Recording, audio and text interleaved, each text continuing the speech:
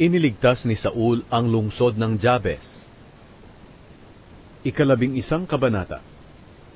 Nang panahong iyon, pinaligiran ni Nahash na hari ng mga Amonita at ng mga kasama niyang sundalo ang lungsod ng Jabes Gilead.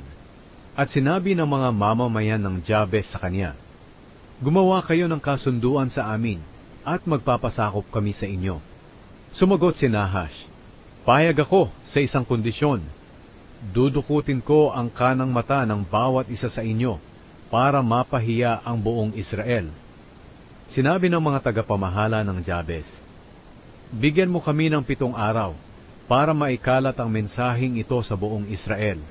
Kung walang tulong na darating sa amin, susuko kami sa inyo."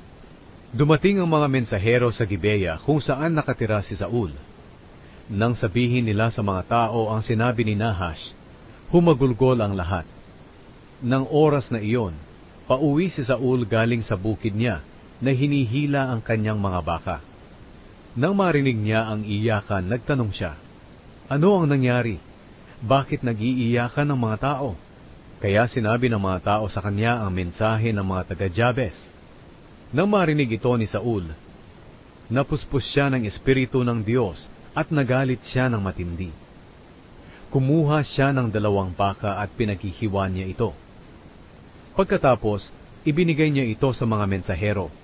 Inutusan niya ang mga ito na pumunta sa buong lupain ng Israel at sabihin sa mga tao, "Ganito ang mangyayari sa baka ng mga hindi sasama kina Saul at Samuel sa pakikidigma."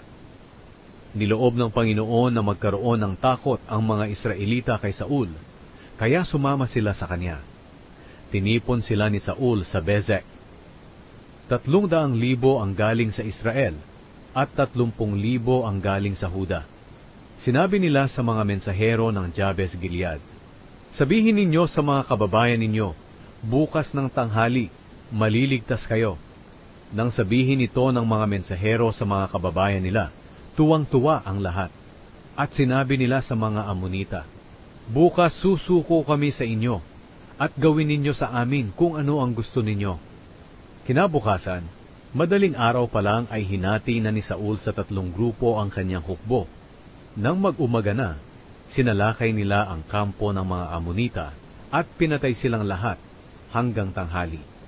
Ang mga natirang buhay ay nagsitakas. Pagkatapos ng digmaan, sinabi ng mga Israelita kay Samuel, "Sino-sino ang mga nagsasabing hindi natin dapat maging hari si Saul? Dalhin ninyo sila sa amin at papatayin namin sila."